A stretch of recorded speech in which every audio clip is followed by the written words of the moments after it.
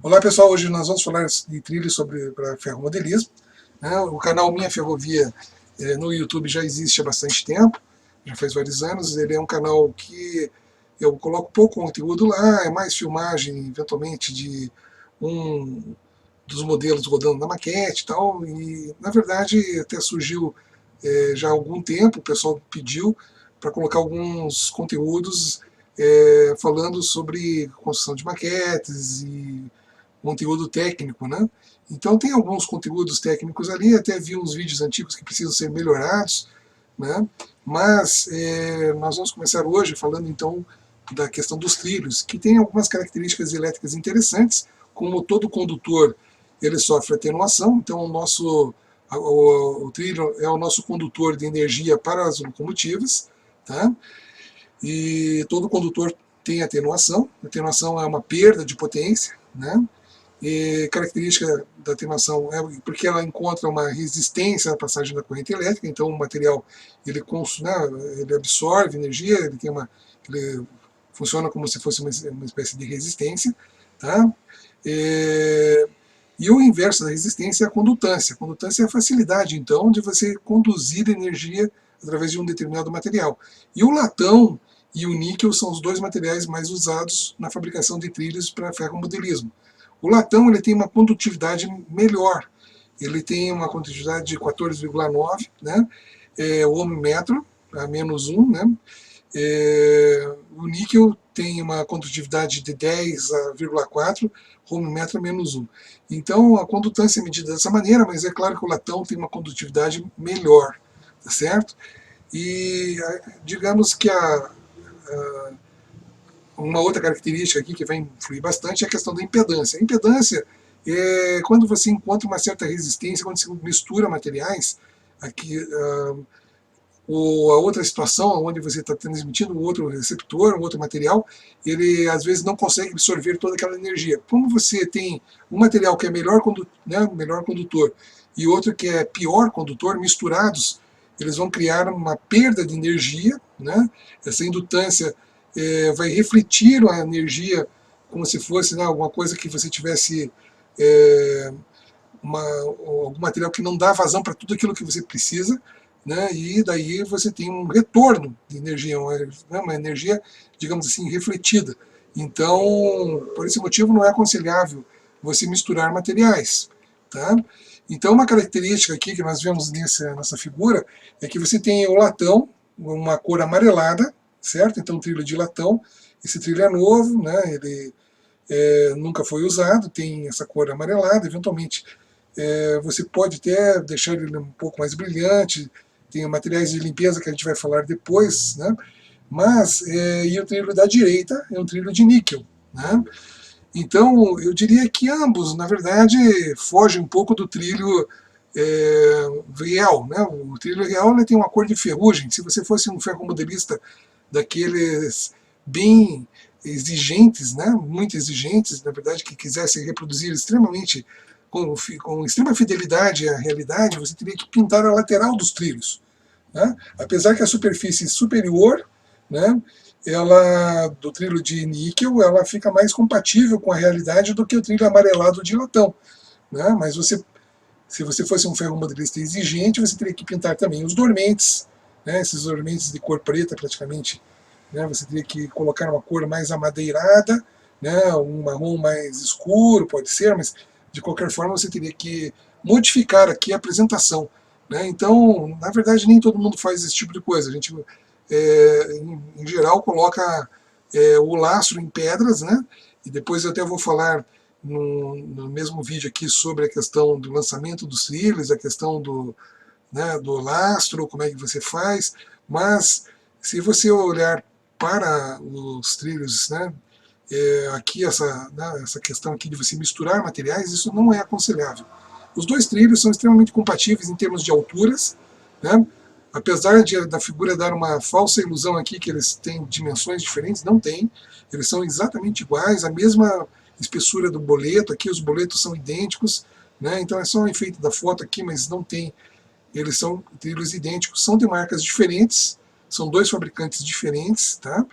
Então você tem o trilho de latão de um fabricante nacional, a Fratesc, e o trilho da direita é um fabricante, né, americano, a Atlas. Tá? Boa parte do material da Atlas hoje é feito na China também. Então, mas de qualquer forma você tem então dois fabricantes diferentes e os trilhos são compatíveis. Então quando você fala de trilhos, né, você tem trilhos, nós vamos ver outra característica que é a altura, dessa altura do trilho aqui, do perfil. O perfil pode mudar, né, isso a gente vai ainda falar nesse vídeo mais para frente um pouco. E daí você tem problemas de compatibilidade, daí você não pode misturar perfis diferentes. Mas em geral o perfil popular, que é esse perfil que nós estamos usando aqui, é o perfil Code 100. Tá? Eu vou falar mais para frente um pouco no nosso vídeo aqui mesmo sobre a questão do code, né? Mas aqui vocês têm essa então, nítida, né, percepção aqui da questão, né, da cor. O latão é amarelado, o níquel é mais branco, né? E é claro que nenhum dos dois está exatamente como um trilho, no trilho na vida real, né, no trilho da ferrovia de verdade mesmo, na escala 1 para 1, né, digamos assim. Ele tem a cor mais enferrujada na lateral, ele fica brilhante só na parte onde passa o rodeiro do trem. Né, mas, então, tem gente que é extremamente exigente e faz essa pintura aí. Nós temos aqui, então, falando dos trilhos, as diferentes talas de junção. Vejam que no trilho de cima eu usei talas de junção na parte da direita, no trilho de cima aqui, né? Eu tenho uma tala de junção em latão, que é da Fratesc, e aqui no trilho, né, na parte esquerda, né, do trilho aqui, nós temos aqui um trilho, né, uma tala de junção em níquel, que é exatamente essas talas de junção aqui, que vem, você corta elas vêm emendadas. Aqui no caso da Fratesc não é assim, as talas de junção já vêm cortadas, tá? Mas no caso aqui o trilho Atlas, a tala de junção vem junto, né, todas emendadas aqui, você pega um alicate e corta aqui, separando tala por tala para fazer a junção. Tá? Se você tivesse que juntar os dois trilhos, então, é claro, você pode colocar uma solda aqui? Pode. A tala de junção é um bom condutor? Sim, ela sendo no mesmo material do trilho, o que não pode ser, não aconselho é misturar como eu estou fazendo aqui. Isso aqui é um exemplo, na verdade, para falar dos dois tipos de trilho, mas a gente não deve misturar trilhos, né? Não é aconselhável misturar trilhos de tipos diferentes. Não marcas diferentes não importa se o material for o mesmo, não vai dar muita diferença. Tá?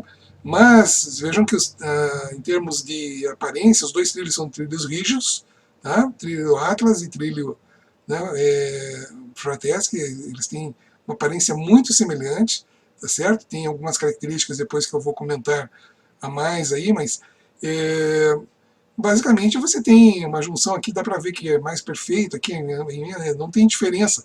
O perfil dos dois trilhos são idênticos, então ambos são Code 100, tá? Tem pouca, se tiver uma diferença, décimos de milímetros, é imperceptível. Né? Então você tem os dois trilhos muito compatíveis, tá certo? E você tem que sempre usa uma tala de junção, ela tem o papel de, além se os trilhos estiverem encostados um com o outro, eles já vão conduzir, mas a tala de junção ajuda a mantê-los unidos. É claro que o material trabalha, né, de acordo com a temperatura. Então você poderia, por exemplo, soldar os trilhos aqui, colocar aqui uma solda. Né? O estanho, na verdade, tem uma certa flexibilidade, mas de qualquer forma, os trilhos vão trabalhar. Tá? Então você tem uma maquete, num dia muito quente, existe uma tendência de dilatar, é pequena, né, mas quanto maior for a maquete, maior vai ser a dilatação, vai acumulando, você vai ter um índice de dilatação, então quanto mais trilhos, né, mais comprimento de trilho você tiver, você sempre vai ter uma dilatação. Então, em dias de frio ela retrai, então pode aparecer eventualmente uma separação aqui, uma frestinha, num dia de frio, depende como você deixou a folga no trilho, mas sempre vai trabalhar. Você pode até colocar um estanho, ele tem um certo grau de dilatação também, você, né, pode trabalhar com colocar uma solda do lado de fora, nunca a gente coloca nada do lado de dentro, porque do lado de dentro vai passar o rodeiro do trem, e se tiver algum tipo de solda, calombo ou algo parecido, vai ser sentido e pode até causar descarrilamento, né? Então você vai sempre, se você tiver que soldar um trilho para manter a posição ou algo parecido, ou manter a junção, você, apesar que eu não usei no meu circuito, né, solda. Eventualmente você pode até usar em certas situações. Eu diria que a solda vai ser importante no trilho flexível, né? Por quê? Porque o trilho flexível tende a voltar para o lugar, né? Então ele funciona como uma espécie de uma mola. Eu já vou falar sobre ele daqui a pouquinho. Mas você tem aqui então talas de junção metálicas, que são condutoras de eletricidade, então isso ajuda a manter sempre o trilho conduzindo, tá certo? O trilho vai trabalhar, vai aumentar essa fresta aqui, diminuir, eventualmente pode acontecer, porque em dias quentes, né, vai dilatar o trilho, vai juntar mais, e em dias frios vai separar um pouquinho mais aqui, talvez crie uma frestinha ou não, né? A solda vai ter que trabalhar junto, se você não tiver nenhum tipo de flexibilidade, eventualmente você vai ter problemas, vai levantar o trilho, tá certo? Pode levantar, porque o material vai ter que, se ele estiver comprimido, o que vai acontecer? Ele vai acabar levantando. Em algum lugar ele vai ter que dar, se ele aumentou de tamanho por causa da dilatação térmica, em algum momento vai ter que subir, né? Em algum momento vai ter que... Então eu prefiro deixar bem encostado aqui, num dia não muito calor, né? Então quando fizer o lançamento dos trilhos, seria uma temperatura amena, tá? E naturalmente o trilho pode trabalhar, mas sem problema nenhum, né? E é pouco que ele trabalha, então você tem que prever certas situações de dilatação, você não pode soldar tudo o tempo todo, porque eventualmente você tem que trabalhar o trilho, né? Numa maquete muito grande vai ser mais sentido. E existe então uma tela de junção de plástico, essa aqui é transparente, tá? Qual é a função da tela de junção de plástico? Quando você quer isolar um trilho. Então, ela já tem um dente aqui, e ela não deixa encostar um trilho no outro. Como aqui está encostado um no outro, aqui, ó, né? A tela de junção de isolante, ela não deixa encostar um no outro. Por que eu faço uma tela de junção isolante? Quando você quer fazer um trecho de trilho que possa ser desligado. No caso de tanto na corrente, no sistema DCC, né? Como também no sistema analógico, que seria aquele transformadorzinho, né, que a gente usa. Depois a gente faz um outro vídeo falando sobre DCC e transmissão analógica, né, e assim por diante. O analógico é mais popular, mas é claro que hoje muita gente já está usando DCC, mas o fato de você isolar um dos lados com uma tela de junção é o suficiente para você já causar o isolamento daquele trecho. Então você não precisa isolar os dois lados, tá? Eu acabei usando na minha maquete, isolando os dois lados aqui, mas não haveria necessidade nenhuma, tá? Então, na verdade, eu até deixei ligado aqui, só usei os dois lados para deixar uma fresta igual dos dois lados do trilho, tá certo? Então ele tem uma fresta aqui de praticamente 1 milímetro, menos do que 1 milímetro, e que tem um dente aqui no plástico que faz com que você não encoste um trilho no outro. Então, isso aqui é uma tela de junção de isolamento. Quando que você vai usar um trilho que esteja isolado? Quando você quer deixar uma locomotiva estacionada, tá? Por exemplo, mesmo que você tenha um sistema digital que permite que você controle as locomotivas separadamente, você pode fazer com que uma ande e a outra esteja no mesmo trilho, esteja parada, né? Ambas estão recebendo eletricidade igual, né? Estão no mesmo trilho, sem isolamento nenhum, uma obedece e outra não, o que não é possível no sistema analógico, que quando você manda energia no sistema analógico, tudo que tiver no trilho recebe e aciona o motor. No sistema digital não, o motor é acionado através de comandos, né? Então você diz lá qual locomotiva que você quer fazer com que ela se desloque. Então você pode ter duas locomotivas, né, no mesmo trilho, uma parada e a outra andando, né, sem problema nenhum. Só que, eventualmente, as locomotivas que estão, mesmo que seja um sistema digital, ela consome energia. Então, eventualmente, mesmo sendo um sistema DCC, que permite que você controle separadamente essas locomotivas, você pode querer deixar uma delas estacionada sem consumir energia. Então você coloca nesse trilho e você tem um botãozinho, uma chavinha de liga e desliga. você simplesmente, então, você teria que ter um fiozinho que vai alimentar esse pedaço de trilho aqui, né? Digamos que esse pedaço de cima esteja desligado, tem uma tela de junção aqui de plástico, então não conduz eletricidade, mas você tem um fiozinho que vem aqui e vai até um botão, né, uma tecla, né, qualquer aqui que você liga e desliga. Então você pode deixar uma locomotiva estacionada, sem estar recebendo eletricidade. Isso é interessante porque a soma de todos os decoders que você tem mesmo no sistema digital, isso vai acarretar, na verdade, um consumo de energia, você vai precisar de uma certa amperagem, né? E isso tudo, né, na verdade, vai influir, então. E então é interessante que locomotivas que não estão em uso permaneçam num trilho que esteja desligado. Então o decoder, mesmo parado, às vezes até esquenta, sem problema, né? Então, para evitar esse tipo de coisa, uma facilidade a mais. No sistema digital não é obrigatório, mas eu gosto de manter um trilho isolado. Tá? No sistema analógico é fundamental, porque se você acelera uma locomotiva, todas que estão no mesmo trilho são aceleradas da mesma forma. Tá certo? Então funcionam, passagem de eletricidade, não tem controle do motor em separado. Chegou eletricidade para o motor vai virar, vai fazer a locomotiva andar. Né? Então nós temos essa situação aqui, e nós temos aqui o trilho flexível. Como é que é um trilho flexível, então? Aqueles dois que eu mostrei antes ali eram trilhos rígidos, são exatamente iguais, de marcas diferentes, mas exatamente iguais, o mesmo perfil do trilho, né? Então a gente vai falar depois dos perfis de trilhos, né? Seria trilhos mais altos, mas trilhos mais baixos, assim por diante. Mas se a gente olhar aqui o trilho flexível, esse trilho é de níquel, né? Então ele é prateado, né? A gente vê que não é o latão, apesar do reflexo ali, mas dá para ver que é um reflexo, ficou meio amarelado o reflexo, mas ele é um trilho de níquel, né? Tá certo? E você tem um grampo aqui escapou um grampo, dá para ver que já escapou aqui tem dois dormentes aqui, cujos grampos não estão pegando o trilho, estão aqui, ó, né? Então o trilho flexível, na verdade, ele tem as características, né, que se você olhar pela parte de baixo dele, você tem os dormentes unidos. Então esses dormentes aqui, eles têm um espaçamento, esse espaçamento é mantido por esse, né, elemento aqui, ele é como se fosse injetado todo junto, tá? Você tem um lado aqui, ele é emendado com plásticos, tá certo?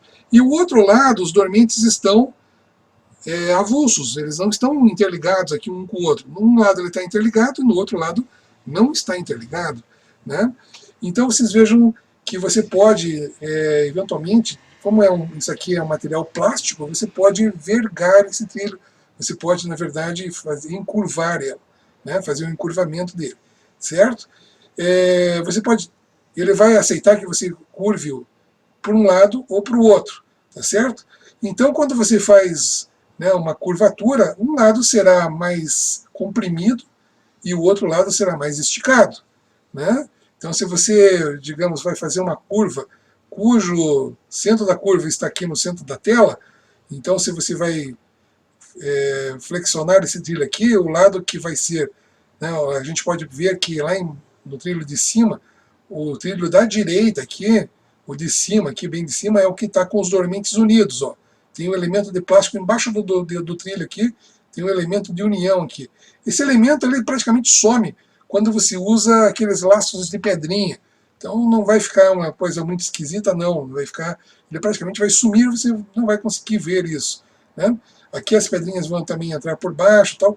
Mas de qualquer forma é o seguinte: se você flexionasse o trilho de forma a fazer a curvatura, acompanhando, cujo, né, o centro da curva seria aqui o centro da tela, né, você teria, então, esse lado da esquerda aqui, os dormentes seriam comprimidos, ele ia apertar os dormentes, e o lado de fora seria esticado.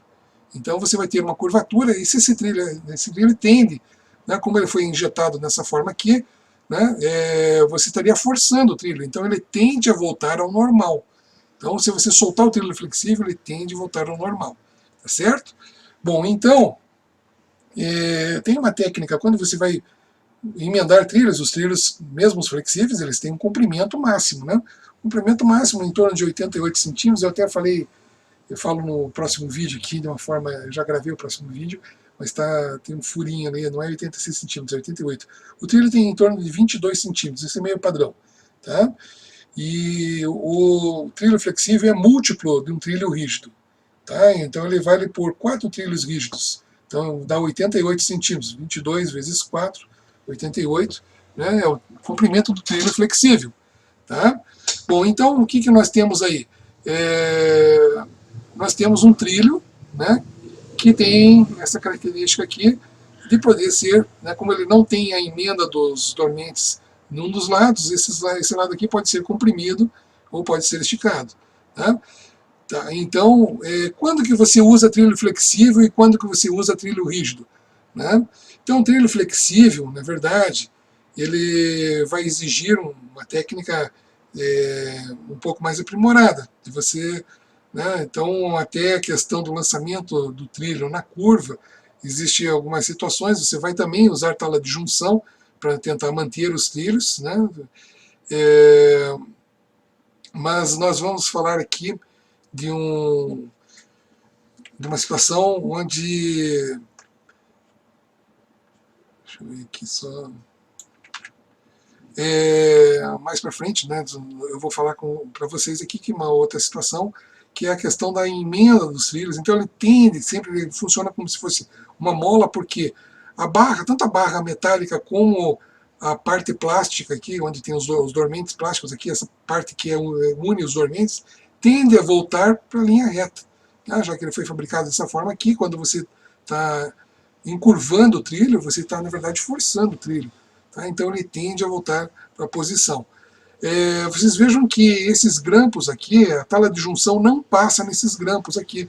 Então, para você fazer a emenda, né, quando se trata de trilho rígido, você tem já um espaço aqui para acomodar a tala de junção. Mas quando você tem, né, então você já tem um espaço aqui, esse dormente aqui é um dormente especial aqui, ó, ele tem um elemento de reforço aqui, mas tudo bem, é porque é a ponta dos trilhos, né, mas ele tem um espaço para a tala de junção. Tanto aqui embaixo como lá em cima, ó, tem um espaço para acomodar a tala de junção. Só que no trilho flexível, você não tem isso. Né? Então você vai ter que tirar dormentes aqui para fazer essa junção em curva. Tá? Então dá para emendar o trilho flexível de forma reta e depois, né, acomodá-los na curva. Esse é um problema. Por quê? Porque você vai fazer o uso de tala de junção e a tala de junção não passa nesses grampos aqui, certo? E você não vai sair arrancando, né, os dormentes até você encontrar, né, um lugar perfeito aqui para acomodar a tala de junção. O ideal mesmo, você tem que instalar o trilho flexível, já curvando, e fazer a emenda já com o trilho meio que assentado. Tá? Então, evitar que, né, você vai ter que... eu não vejo solução. Você pode emendar um trilho flexível que vai ser usado numa reta sem problema nenhum. Emendar ele fora da maquete, e assentá-lo depois. Então, isso não tem problema. O grande problema é trilho na curva, porque você não tem como fazer a tala de junção correr no meio desses grampos aqui. Então, como o trilho vai deslocar as pontas, né, quando você comprime aqui, um vai esticar e o outro vai comprimir, isso pode ser um problema. Então, gente, aqui estou falando de um trilho flexível, certo? Então, imagine que você vai unir esse trilho flexível aqui nessa ponta aqui com outro trilho flexível, certo? Bom, tudo bem, para você fazer o trilho flexível, você vai ter que remover alguns dormentes aqui e usar uma tala de junção, porque, claro, de alguma maneira você vai ter que alinhar esse trilho aqui com o outro, a continuação dele aqui. O trilho flexível ele tem um comprimento de aproximadamente 87 centímetros, então, 86 centímetros, né? 87, então você de alguma maneira vai ter que emendar esse trilho aqui, na verdade, com outro. Não tem como fazer uma curva de uma maquete, né, apenas com um trilho flexível. O grande problema de você emendar os trilhos antes de fazer a curva, né, é que você vai precisar, para fazer essa emenda, uma tala de junção, e a tala de junção ela não corre no meio dos dormentes, ela não entra aqui.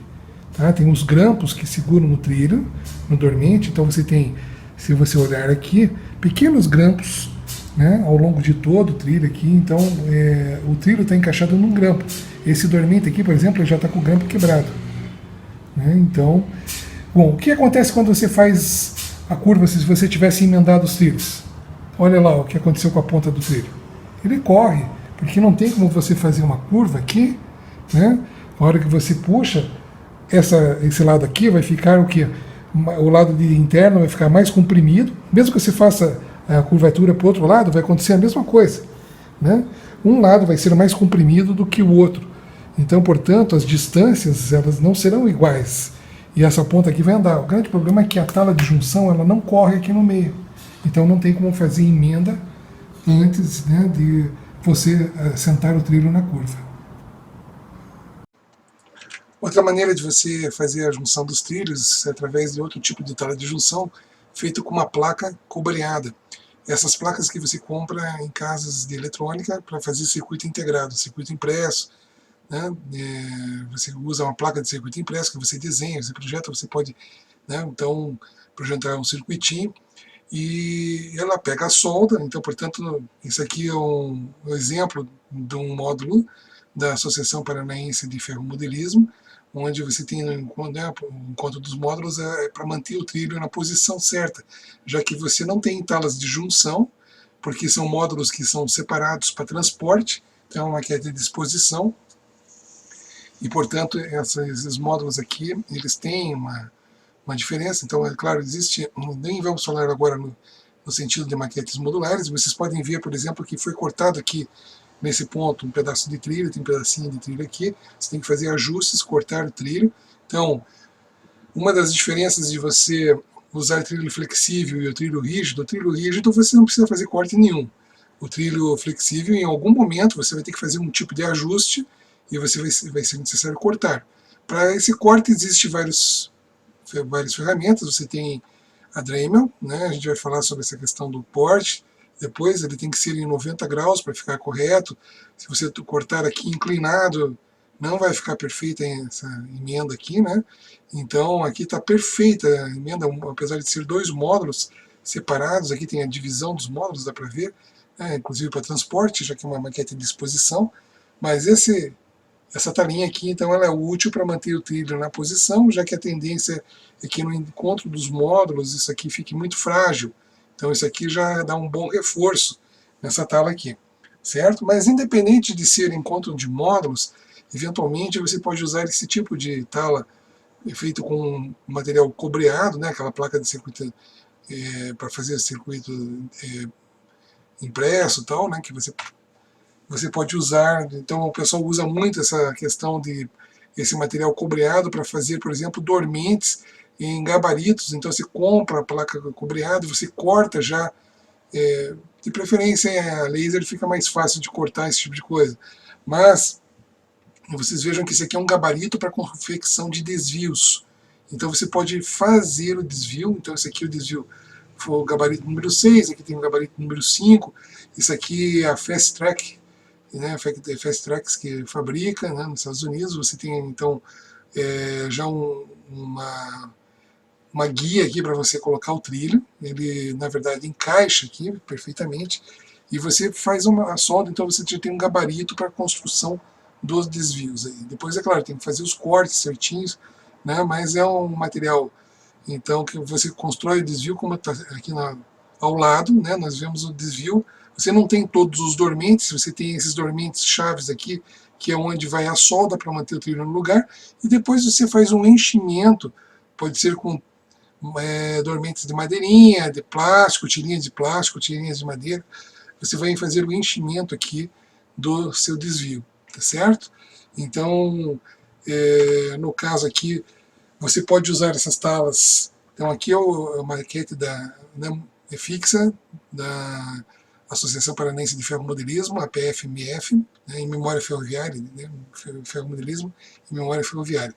E você tem aqui, então, um trilho, né, flexível, cuja emenda está sendo feita, não tem tala de junção, eles estão usando esse material aqui cobreado, soldado. Então eles estão soldando aqui o trilho nessas partes que estão aqui, certo? Nessas emendas aqui. Bom, quando você faz uso quando tem um trilho reto ou algo parecido, você pode até fazer desencontrada Aqui no caso, como eles usaram essa tala soldada aqui, né, com solda, já direto, então esse material recortado em circuito, né, material de circuito impresso, as duas, né, a emenda praticamente ficou aqui. O trilho foi cortado de tal maneira que eles ficassem perfeitamente alinhados aqui, tanto o trilho da esquerda como o trilho da direita.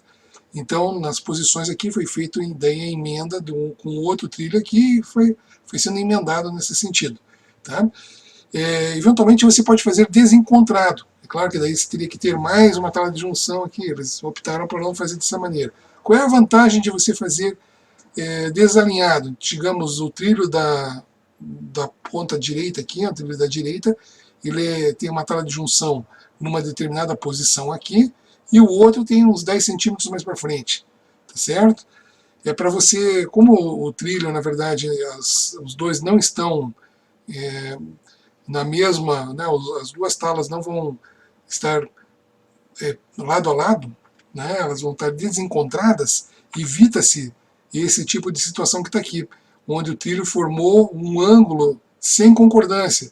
Esse é um dos problemas muito graves que nós temos, que descarrilha muito.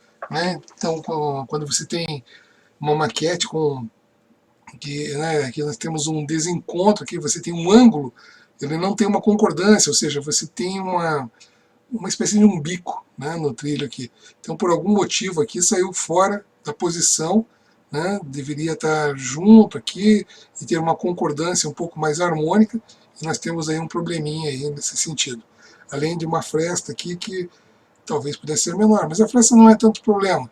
Né? O problema é realmente você ter uma falta de concordância, e quando você faz desencontrado, já que essa tala aqui vai estar, né, nessa posição aqui, mas aqui não tem, né, uma tala, então a tendência é que esse trilho que não tem a tala nessa posição aqui, a tala vai estar lá para frente, ele mantenha esse aqui alinhado, porque ele vai estar na continuidade aqui, então não tem como fazer muito esse ângulo que está aqui, né, fazer um desencontro desse tipo. Então a vantagem de fazer desencontrado exatamente é evitar alguma coisa que desalinhe os trilhos aqui e dê um erro de concordância aqui na curva. Tá? Principalmente em curvas, isso é interessante, mas nem sempre é possível fazer esse tipo de coisa. Tá certo? Então, o problema que eu falei do alinhamento da curva é que quando você encurva um trilho flexível, ele um lado vai desalinhar em relação ao outro. E nem sempre vai dar certo você fazer a solda, né, antes, não vai dar certo fazer antes, porque a hora que você encurvar, um deles vai ser mais comprimido e as talas, na verdade, vão andar, e como ela tem dormentes aqui e grampos, né, ela não vai conseguir correr aqui para ir mais para frente. Então o trilho de dentro é mais comprimido, ele vai apertar um pouco mais, e o trilho de fora vai ficar mais esticado, e a tala vai tentar o quê? Correr um pouco mais para cá, e ela não vai conseguir correr porque tem talas tem os grampos aqui, a menos que você quebre todos os grampos aqui para frente. Né? Então eu acho complicado esse tipo de coisa, eu prefiro que corte-se o trilho e faça-se emenda. Tá? Então, como você consegue correr um trilho aqui dentro, você não precisa emendar todo ele, ficar cortando ele no meio da curva. Você pode pegar o próximo trilho e já ir empurrando ele aqui para dentro. E você vai emendando, na medida que for necessário, você vai emendando aqui, né? Pode daí tirar um pedacinho de um dormente aqui qualquer e colocar uma tala de junção naquele ponto.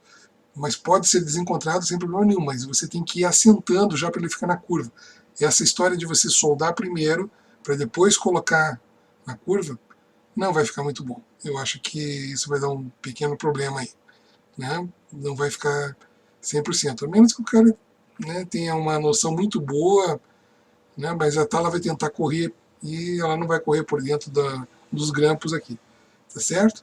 Então esse é um problema aí para a gente resolver. Depois eu vou falar um pouco melhor sobre essa questão aí do assentamento em curvas, né? Inclusive do raio de curvatura. Okay? Estamos já com praticamente 25 minutos de vídeo, e o vídeo ficou bastante extenso, então nós vamos encerrar por aqui essa primeira parte. No próximo vídeo eu vou comentar sobre a questão da concordância de curvas, é uma coisa muito importante, isso é fundamental na maquete. Vamos falar também sobre lastros, né? Como que você vai usar, que material que você vai usar na base do seu trilho, se é EVA ou cortiça. E vamos continuar aí com a nossa, né, com os conceitos aí a respeito de, né, construção da maquete. No futuro vídeo também pretendo falar sobre as etapas da construção da maquete, desde o planejamento até a execução, né, e várias maneiras de você fazer esse tipo de coisa, e comentaremos então nos próximos vídeos. Até lá, pessoal, e até breve.